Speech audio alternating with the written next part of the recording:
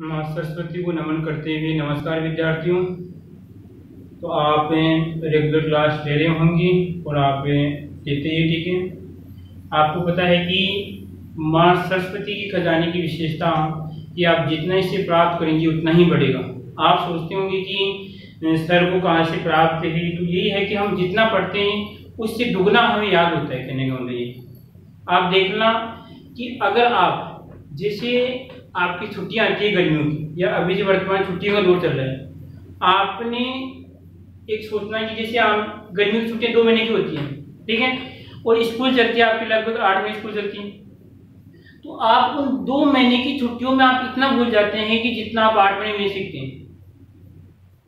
आई बात है, ठीक है, आप इतना भूल जाते हैं। तो इसका मतलब है कि आप इसे रेगुलरली रखेंगे, जितना प्राप्त करेंगे उतना ही आप अपने लक्ष्य को प्राप्त करेंगे, ठीक है। आपको मेरी क्लास से बाद में याद आएगी जब आप कहीं पर सिलेक्टेड हो जाएंगे, ठीक है, या आप जो भी हैं अपने लक्ष्य को प्राप्त करेंगे, उस समय हम आपको याद आएंगे वैसे सारे। हाँ सर ने बात सही की थी, ठीक है।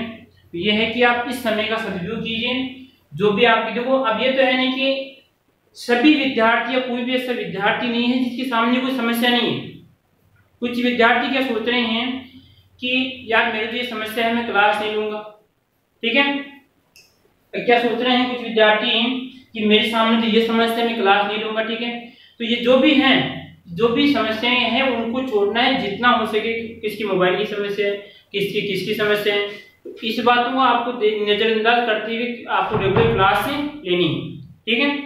तो पिछली कक्षा है हमने लगभग चट्टानों के बारे में पढ़ लिया है, उस चट्टानों में आपका टेस्ट भी हो गया है, ठीक है, और लगभग एक बालिका के नंबर टॉप आए हैं, ठीक है, और जो भी हैं बालिका को शायद नंबर मिल जाएंगे। देखो ध्यान से आप। तो हम आगे वाला टॉपिक स्टार्ट करते हैं। लेसन आपका वही पहला है। लेसन कौन सा आपका? एग्री केमिस्ट्री का आपका बारे में पढ़ रहे हैं। पहला लेसन है। पहले लेसन को मैंने बताया था कि 3 पार्ट में डिवाइड करके हम पढ़ेंगे। लगभग हमने 2 पार्ट पढ़ लिए इसकी। इन पहले का मतलब जो मर्दा की सिंपल पढ़ी थी 2 पढ़ लिया, ठीक है, और फिर चट्टानों के बारे में पढ़ लिया। और अब उसके बाद में हम पढ़ेंगे कि मृदा निर्माण किस प्रकार होता है। मृदा निर्माण किस प्रकार होता है इसके बारे में हम पढ़ेंगे। सॉइल फॉर्मेशन के बारे में हमें पढ़ेंगे। अगर किसी विद्यार्थी को समस्या है तो आप पढ़ाई से संबंधित तो कमेंट कर सकते हैं कि सर ये टॉपिक हमें समझ भी नहीं है। और प्लस में आपको एक जानकारी दे रहा हूँ कि मेरी जेडी क्लास भी चल रही है, ठीक है, तो आप वो भी क्लास से ले सकते हैं। इसी चैनल पे आपको क्लास मिलेगी, गणित दास स्वामी साइंस मिल जाएगी आपको। तो यहाँ पे देखिए हम पढ़ेंगे मृदा निर्माण। क्या पढ़ेंगे? मृदा निर्माण।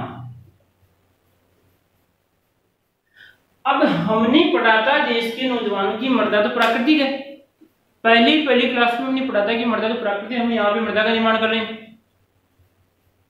समस्या खड़ी हुई यहाँ पर हमारे सामने कि सर आपने तो पहले बताया था कि मृदा तो प्राकृतिक है, कृत्रिम तो है ही नहीं, इसका हमको निर्माण नहीं कर सकते। बिल्कुल बात सही है। यहाँ पे जो निर्माण होगा उसमें मानव का कोई हस्तक्षेप नहीं होगा। मानव का ये ऑटोमेटिक बन रही है। जहां पर मानव का कोई हस्तक्षेप नहीं है वो क्रिया कहलाती है आपकी प्राकृतिक कहलाती है, ठीक है। तो देखिए किस प्रकार निर्माण हो रहा है। तो वही है कि सबसे पहले क्या होगा कि आपकी जो चट्टानें थी वो चट्टानें आपकी जैसे जैविक हैं, आपकी भौतिक हैं, रासायनिक प्रक्रियाओं के द्वारा क्या होगी, टूट के क्या होती है, बहुत बारीक हो जाती है। क्या हो जाती है? बहुत बारीक हो जाती है। अर्थात उनके अंदर जो पेतरक पदार्थ थे, उनके जो चट्टानों के अंदर पेतरक पदार्थ थे वो इतनी बारीक टूट जाती है कि उनके पेतरक पदार्थ में प्राप्त हो जाते हैं, ठीक है। तो यहाँ पे देखिए हम क्या होगा, चट्टानों, यहाँ पे देखिए आप चट्टानों का भौतिक यहाँ पे रासायनिक वह आपका जैविक अवक्षय के पश्चात मृदा की पेतरक पदार्थों क्या होता है, निर्माण होता है, ठीक है। और इन मृदा की पेतरक पदार्थों को हम ध्यान रखना, क्वेश्चन मोस्ट है, मृदा के पेतरक पदार्थ उन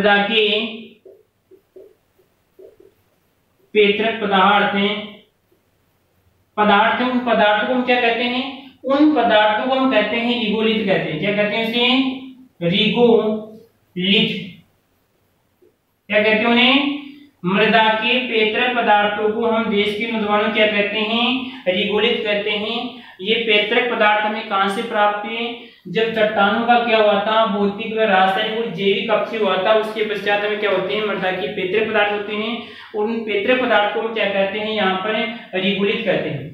आई बात समझ में? यानी परिभाषा किस प्रकार बनेगी, यहाँ पर मृदा की भौतिक, रासायनिक और जैविक प्रक्रम से मृदा निर्माण को क्या करते हैं, मृदा उत्पत्ति कहते हैं। क्या कहते हैं, मृदा निर्माण को ही हम मृदा उत्पत्ति कहते हैं।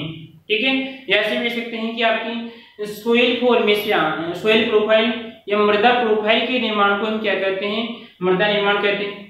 ठीक है, ये कुछ परिभाषाएं तो आगे आती रहेगी। ठीक है, इस बिंदु पे आप फोकस डालिए। ठीक है, रिगोलित किसे कहते हैं कि जो मृदा के पैतृक पदार्थ होते हैं, उन पैतृक पदार्थों को हम क्या कहते हैं, रिगोलित कहते हैं। क्या है यहाँ पर, ये चट्टान थी। ठीक है, इस चट्टान का अपक्षय हुआ तो यहाँ पे क्या बन गई, बहुत बारीक पैतृक पदार्थ बन गई। क्या बन गई, बहुत बारीक पैतृक पदार्थ बन गए। ठीक है, और इन पैतृक पदार्थ को, ये पैतृक पदार्थ, ठीक है, और इन पैतृक पदार्थों को क्या कहते हैं, यहाँ पे रिगोलित बोल रहे हैं। ठीक है, अब अगली बात देखिए कि रिगोलित की मोटाई कब कम होगी, कब अधिक होगी। कि इन जैसे मान लीजिए चट्टान टूटे, देखो यहाँ चट्टान यहाँ पे टूटेगी, यहाँ पे कहीं पर दल इससे बारीक होगा, कहीं पर मोटा होगा, कहीं पर क्या होगा, पतला होगा। तो कब मोटा होगा तल और कब क्या होगा, पतला होगा, तो वो निर्भर करता है यदि परिवहन शक्तियां, कौन शक्तियां, परिवहन शक्तियां अगर यहाँ पे अनुपस्थित है, या आपकी अनुपस्थित है।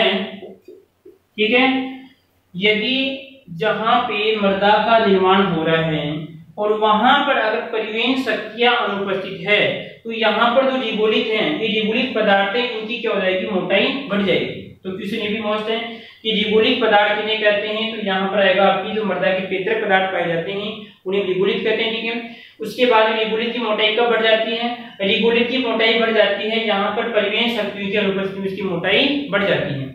अब परिवहन शक्तियां कौन कौन सी देखिए यहाँ पर, एक तो यहाँ पर आपका गुरुत्वीय बल, कौन सा बल आपका, गुरुत्वीय बल। इसी प्रकार देखिए आपका बहता पानी,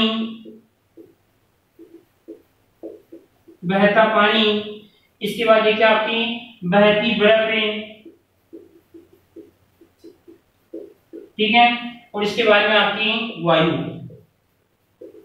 आई बात समझ में? परिवहन शक्ति कौन कौन सी आपका, गुरुत्वीय बल है। गुरुत्वीय बल का मतलब देखो, इसको समझाएं यहाँ पे, इस पर देखिए आप, इसको मैं डालूं, वहां पे देखिए आप ध्यान से,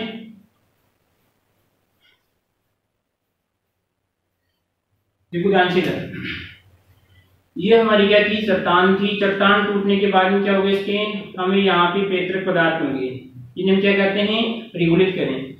गुरुत्वीय बल का मतलब है कि अगर आप अभी बैठे हैं तो आपके ऊपर भी बल कार्य कर रहे हैं। कौन सा बल, गुरुत्वीय बल कार्य कर रहा है। अगर मैं यहाँ पे पढ़ा रहा हूँ, मेरी बल भी क्या कर रहा है, गुरुत्वीय बल कार्य कर रहा है। ठीक है, यानी कहने का मतलब पृथ्वी की तरफ जो बल लगता है, कौन सा कहलाता है, आपका गुरुत्वीय बल कहलाता है। आई बात समझ? तो यहाँ पे क्या होगा कि इन पैतृक पदार्थों पे जब आपका गुरुत्वीय बल अधिक लगेगा, तो कुछ पैतृक पदार्थ इस प्रकार नीचे रहेंगे, क्या रहेंगे, कुछ नीचे। तो इसके बाद में क्या होगा, इसकी जो मोटाई क्या हो जाएगी, बढ़ जाएगी। आई बात समझ? क्या होगा, इसकी मोटाई बढ़ जाएगी। इसी प्रकार यहाँ पर अगर अनुपस्थित है तो क्या हो जाएगी, मोटाई घट जाएगी, कम हो जाएगी। उसके बाद में बहता पानी, तो बहता पानी क्या करेगा, जैसे यहाँ पर आपका यहाँ पे पैतृक पदार्थ बन रहे हैं, तो पैतृक पदार्थ बनेंगे तो तुरंत क्या करेगा, इस पैतृक पदार्थ को यहाँ पे दूर दूर फैला देगा। इस प्रकार क्या होगा, दूर दूर फैला देगा, और फैलने के बाद में इस प्रकार क्या हो जाएगी, इसकी मोटाई में क्या हो जाएगी, वृद्धि हो जाएगी। इसी प्रकार बर्फ भी क्या करेगी, आपकी बर्फ भी यहाँ पे इस पे दबाव डालेगी। कहने का मतलब बहता पानी है, बहती बर्फ इन पदार्थों को इस प्रकार फैला देगी। ठीक है, और फैलाने से क्या होगी, इसकी रिगोलित की मोटाई बढ़ जाएगी। इसी प्रकार वायु भी क्या करती है, अगर यहाँ पे वायु चलती है, पदार्थ को उठाएगी, दूर दूर फैला देगी, यहाँ पे इस प्रकार फैला देगी, क्या हो जाएगी, इसकी मोटाई बढ़ जाती है। ठीक है, कोई समस्या आ रही है इसमें, तो आपको क्या याद रखना है कि अगर परिवहन शक्तियों की अनुपस्थित है, तो यहाँ पे पैतृक पदार्थ अर्थात रिगोलित की मोटाई बढ़ जाती है।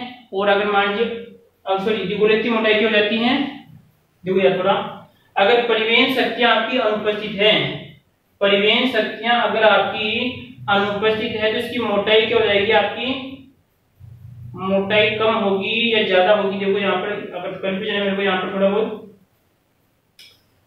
अगर गुरुत्वीय बल है तो उसके बाद में कह रहा है कि रिबोलिक वाला तो थोड़ा बहुत मेरे को डाउट लग रहा है इसमें, तो थोड़ा बहुत इसको कल मैं कंफर्म करके बताऊंगा अगली क्लास में, ठीक है। आप ध्यान रखना इस बात का, मेरे को कंफ्यूजन हो रहा है इस बात का कि शायद मेरे को तो थोड़ा डाउट है इसमें, याद रखना आएगा कि बस कम रद्दी वाला मैटर इसमें, तो आगे वाली क्लास में हम डाउट करके आपको डाउट क्लियर करके आपको बता देंगे, ठीक है। अब देखो यहाँ पर बस यही है, वो कमी वाला तो थोड़ा सा है लॉजिक मेरे को अच्छा नहीं, क्योंकि आपको पता है कि जितना हो सके गलत बताने की आप कहीं पर गुंजाइश मत करना, तो मेरे को याद तो है थोड़ा कंफ्यूजन होता है बहुत, ठीक है। आगे उसके बाद में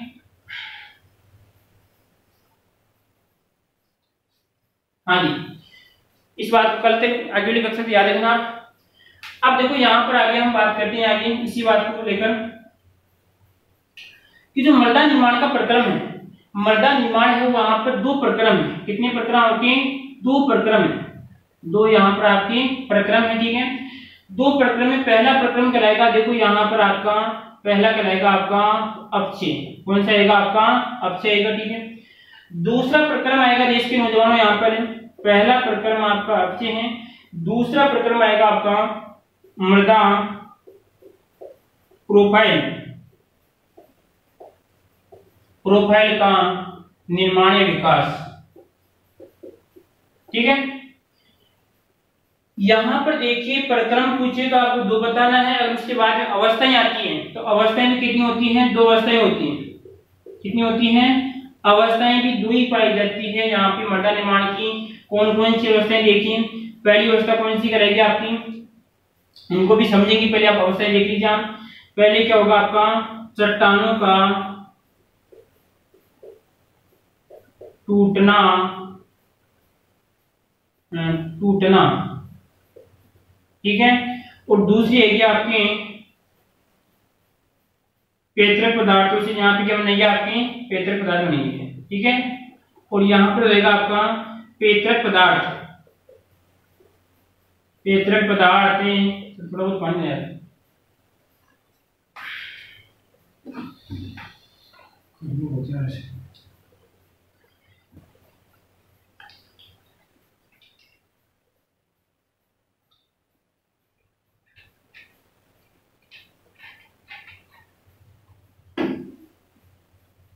देखो इधर चट्टानों का टूटना ही कहने वाला पेतरक पदार्थ, ठीक है। और अवस्थाएं बता रहे हैं आपको, पेतरक पदार्थ से क्या होगा आपका मृदा निर्माण होगा, क्या होगा मृदा निर्माण होगा। अब ये कह रहे हैं कि जो प्रक्रम है अवस्थाएं हैं आपकी, यही है बात, बस इनका कहने का तरीका अलग है। अब ये कह रहे हैं कि जो पहले वाला जो प्रक्रम है वो थोड़ा कैसा होता है आपका विनाशकारी होता है। कैसा होता है? विनाशकारी होता है, या विखंडन वाला होता है, या अपचित प्रकार का होता है। इसे समझिए आप, देखो ध्यान से, ये बातें बिल्कुल सेम है, ये बात इसकी समान रहेगी, ये बात इसकी समान रहेगी। देखो ध्यान से आप, ये हमारी क्या है चट्टान है, ठीक है। अब बताओ जब चट्टान टूटेगी, या जब चट्टान को, जैसे आपने देखा होगा कहीं पर्वत होते हैं, पर्वत में जो खनन कार्य चलता है, तो वहां पर उन पत्थरों को कहने का मतलब ब्लास्टिंग के द्वारा फोड़ा जाता है, तो एक बहुत खतरनाक प्रक्रिया होती है, ठीक है। तो जो पहला प्रक्रम कैसा आपका विनाशकारी, और मैंने जब क्लास स्टार्ट की थी पहले लेसन की, वहां पर मैंने बताया था कि मृदा कैसा एक विनाशकारी प्रक्रम से गुजरता है, ठीक है। तो यहाँ पर जब ब्लास्टिंग होगी तो क्या होगा, यहाँ पर पदार्थ टूट जाएगा, और टूटने के बाद में क्या होगा, यहाँ पर इसमें पेतरक पदार्थों का निर्माण होगा। यहाँ पर लिखना क्या रहेगा आपका पेतरक पदार्थ का इस प्रकार क्या होगा निर्माण होगा। तो यहाँ पर ये प्रक्रम कौन सा है? विखंडन। कौन सा है आपका? विखंडन, ठीक है। यह अपच्छेद, अपच्छेद का टूटना, तो यहाँ पे करेगा आपका अपच्छेद लवई, अपच्छेद आ गया, ठीक है। अपच्छेद इसको एडजस्ट करना, ठीक है। अपच्छेद हो रहा है, विखंडन होता है, और जो प्रक्रम है पहला प्रक्रम कैसा आपका विनाशकारी है। कैसा है? विनाशकारी। इस बात को आपको ध्यान रखना है, ठीक है। जो दूसरा प्रक्रम है, अब देखो इसमें क्या होगा, ये जो संश्लेषित पदार्थ हैं वो संश्लेषित पदार्थ किसी कार्बनिक पदार्थ से जुड़कर क्या होंगे, आपस में प्रकार मिलेंगे, आपस में क्या होंगे जुड़ेंगे। तो ये प्रक्रम कैसा है आपका, देखो एक तो होता है विश्लेषण, क्या होता है, एक तो आपका विश्लेषण और लेषण, ठीक है, और एक होता है आपका संश्लेषण। संश्लेषण वैसे तो आपकी क्या होती है, बीएड में 2 विधियां चलती है आपकी, पढ़ाने का एक तरीका होता है विश्लेषण और आपका संश्लेषण। तो विश्लेषण का मतलब होता है किसी चीज को बिखेर देना। जैसे मान लीजिए आप किसी कमरे में खिलौने हैं, बहुत सारे सामान पड़े हुए हैं, ठीक है, आपने क्या कर दिया, किसी पात्र से सभी को बिखेर दिया, तो वो तो कहलाएगा आपका विश्लेषण कहलाएगा, ठीक है। संश्लेषण, उसको वापस समेटना, वो क्या कहलाएगा आपका संश्लेषण। तो हमने पहला कौन सा प्रकरण किया, विश्लेषण ने चट्टान को तोड़ दिया, ठीक है, पदार्थ टूट गए। अब पदार्थ में क्या होंगे, कुछ तत्व मिलेंगे, पोषक तत्व से खनिज पदार्थ मिलेंगे, ठीक है। खनिज पदार्थ मिलने के बाद में क्या होगा, आपका संश्लेषित प्रक्रम होगा, और संश्लेषित प्रक्रम से क्या होगा, आपका मृदा का निर्माण होगा। क्या होगा, आपकी मृदा का निर्माण होगा। और कोई दिक्कत किसी को इसमें, ये रहेगा हमारा मृदा निर्माण। इस प्रकार क्या होता है, आपकी इसमें मृदा का निर्माण होता है। आपको याद रखना है, छोटा क्वेश्चन, कि पहला प्रक्रम कैसा होता है आपका, विनाशकारी होता है। दूसरा प्रक्रम होता है विनाशकारी होता है, विखंडन होता है और अपचित प्रकार का होता है। और यहाँ पर जो दूसरा प्रक्रम होता है आपका संश्लेषित प्रकार का प्रक्रम होता है, ठीक है। अब देखो आप इसके बाद में इस प्रक्रम में आगे देखिए हम, प्रोफाइल का विकास हो गया। प्रोफाइल का विकास ये जो पढ़ती वो कौन सी थी, प्रोफाइल का विकास था, और ये कौन सा था, हमारा अपक्षय वाला प्रक्रम था, ठीक है।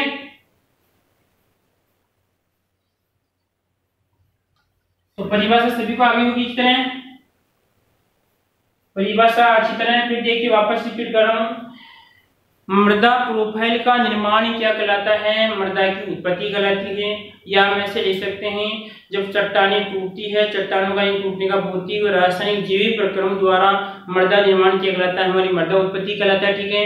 और यहाँ पे जो पेतरक पदार्थ पाए जाते हैं, उन पेतरक पदार्थों को हम रिगोलित कहते हैं, ठीक है। मोटाई वाली बात है वो अगले कक्षा में आपको बताऊंगा, ठीक है। उसके बाद देखिए आप कि यहाँ पर जो प्रक्रम होते हैं 2 होते हैं आपके, अपक्षय प्रक्रम आपका विनाशकारी विखंडित और आपका अपक्षय प्रकार का होता है, ठीक है। और जो आपका दूसरा प्रोफाइल होता है वो आपका संश्लेषित प्रकार का प्रक्रम होता है, ठीक है। कोई दिक्कत इसमें। अब आता है आगे हमारे, उसके बाद में आगे देखिए मृदा निर्माण की प्रक्रियाएं क्या होती है, मृदा निर्माण की प्रक्रियाएं, ठीक है। तो यहाँ पर मृदा निर्माण की आपकी 2 प्रक्रियाएं कितनी हैं, अकॉर्डिंग टू सिलेबस के अनुसार आपकी मृदा निर्माण की 2 प्रक्रियाएं हैं, ठीक है। तो देखिए यहाँ पर 2 प्रक्रियाएं हैं, मृदा निर्माण की 2 प्रक्रियाएं हैं। उन प्रक्रियाओं क्या कहते हैं हम, पेडोजेनिक, क्या कहते हैं, पेडोजेनिक, ठीक है। पेडो को मतलब यहाँ पे मृदा की उत्पत्ति, और यहाँ पे सॉरी मृदा कह सकते हैं, ठीक है। और यहाँ पे कराएगा जेनिक, हम इसका निर्माण कराएगा। उन क्रियाओं को क्या कहते हैं, पेडोजेनिक क्रियाएं कहते हैं। आपकी 2 क्रियाएं होती है, कितनी होती है आपकी, 2 क्रियाएं होती है आपकी, प्राथमिक, एक कौन सी होती है, प्राथमिक होती है, ठीक है। और दूसरी कौन सी होती है आपकी, विशिष्ट, ठीक है। इस प्राथमिक में क्या होगा, प्राथमिक में वही बात है, यहाँ पर हमने पढ़ा था पहले, इस मृदा प्रोफाइल का, यानी मृदा प्रोफाइल में क्या होती है, संस्तर पाए जाते हैं, क्या होते हैं आपके संस्तर का किस निर्माण होगा, आपकी प्राथमिक प्रक्रियाओं में होगा, ठीक है। और यहाँ पर किस प्रोफाइल का मैंने आपको बताया था कि जैसे आपका ये ओ संस्तर है, फिर ए संस्तर, बी, इस प्रकार आपकी कुछ संस्तर हमने पढ़े थे, ठीक है। तो संस्तर का निर्माण तो क्या कहलाएगा बताओ, मेरी प्राथमिक या प्रक्रिया कहलाएगी, ठीक है। और इस संस्तर से जो प्रोफाइल बनेगी वो क्या कहलाएगी, आपकी विशिष्ट प्रक्रिया कहलाएगी, ठीक है। कोई दिक्कत इसमें। अब जो आपकी विशिष्ट जो प्रक्रियाएं हैं वो प्रक्रियाएं लगभग आपके अकॉर्डिंग सिलेबस के अनुसार आपकी 9 प्रक्रियाएं हैं। कितनी हैं, 9 प्रक्रियाएं हैं। तो एक एक प्रक्रिया को हम देख लेते हैं, ठीक है। देखो ध्यान से, आप मिटा रहा उसको मैं, कितनी प्रक्रियाएं हैं बताओ, 9 प्रक्रियाएं। मृदा निर्माण की प्रक्रियाएं कितनी की बैठी, 10 टाइम तो 20 मिनट, 5 मिनट की होगा। चलो देखो देश के नौजवानों, यहाँ पर देखिए कुछ क्लास बड़ी भी हो रही है, तो थोड़ा बहुत हम क्या कर लेते हैं इसको, यहाँ पर केवल आप बिंदु बिंदु लिखेंगे आपके सामने, ठीक है। तो मृदा निर्माण की लगभग 9 प्रक्रियाएं हैं। कितनी प्रक्रियाएं आपके सामने, 9 प्रक्रियाएं देखें, साथ साथ बोलना है सबको। पहली आएगी आपकी ह्यूमिनिफिकेशन, कौन सी आएगी आपकी, और ह्यूमी और यहाँ की मी, फिकेशन, कौन सी है आपकी फिकेशन, याद रखना है। कल एक एक को अच्छे से समझाएंगे, ठीक है। आज क्लास थोड़ी लंबी बन रही है और थोड़ा फोन भी आपका डिश हो रहा है, ठीक है। उसके बाद में जो आपका कैमरा है, ठीक है। उसके बाद देखिए ह्यूमिनिफिकेशन, दूसरी है आपकी निक्षालन, कौन सी है आपका निक्षालन, ठीक है। तीसरी देश की नौजवान कहलाएगी आपकी निक्षेपण, कौन सी है आपकी निक्षेपण, ठीक है। और यहाँ पर चौथी कौन सी है देखिए, पहली बोले सभी साथ साथ बोलना है, ह्यूमिनिफिकेशन याद करो साथ साथ में, ठीक है। दूसरी कौन सी है निक्षालन, तीसरी कौन सी आपकी निक्षेपण, चौथी आपकी, ठीक है, चौथी आपकी निक्षेपण है, ठीक है। और यहाँ पे रहेगा पेड़ जोलीकरण, तो पोड जोलीकरण भी कर सकते हैं इसको, पोड और आपका जोली, पोड जोलीकरण कितनी होगी बताओ, 4। साथ साथ में याद भी कीजिए, क्रम पूछ सकता है, लिटरेचर का क्वेश्चन आया था भी आगे आ रहा, ठीक है। 5वीं आएगी उसके बाद में, 5वीं रहेगी आपकी लेटराइजेशन, कौन सी आएगी लेटराइजेशन। उसके बाद 6ठी आएगी, देखिए देश के नौजवानों यहाँ पर है, 6ठी आएगी आपका कैल्सीकरण, कैल्सीकरण, ठीक है। उसके बाद 7वीं आएगी डीकैल्सीकरण, डी और आपका डीकेल और आपका कैल्सीकरण, डीकैल्सीकरण, ठीक है। उसके बाद में 7-8 नंबर पे आएगी आपकी कैल्सीकरण, डीकैल्सीकरण की रहेगी आपकी पर्योटर्बेशन की बात करते हैं तो यहाँ पे रहेगी आपकी लवणीकरण, कौन सी रहेगी लवणीकरण। और लास्ट रहेगी आपकी यहाँ पे 8 के बारे में कितने आएगी, सॉरी यहाँ पे 8 और आपकी 9 नंबर आएगी आपकी, यहाँ पर 9 नंबर पे आएगी आपकी पेडोटर्बेशन, कौन सी आएगी टर्बेशन।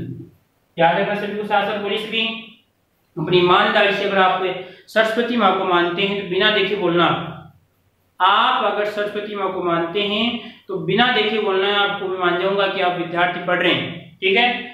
हम आत्मज्ञान से आपको पहचान लेंगे, बोलना सभी को, बोलिए सभी ह्यूमिनिफिकेशन, निक्षालन, निक्षेपण, उसके बाद में आपका पोड जोलीकरण, लेटराइजेशन, ठीक है। उसके बाद कैल्सीकरण, डीकैल्सीकरण और उसके बाद में आगे कराएगा आपका लवणीकरण और लास्ट में कराएगा आपका पेडोटर्बेशन। याद होगा सभी को, फिर बोलना लास्ट से भी बोलना है, फिर बोलिए आप ह्यूमिनिफिकेशन, निक्षालन, निक्षेपण और उसके बाद में कराएगा आपका पोड जोलीकरण, उसके बाद में लेटराइजेशन करेगा, उसके बाद में कैल्सीकरण करेगा, डीकैल्सीकरण करेगा, लवणीकरण करेगा और आपका पेडोटर्बेशन करेगा, ठीक है। कोई दिक्कत यहाँ किसी को इसमें कमेंट करना, समझ में नहीं आता है तो आपको, ठीक है।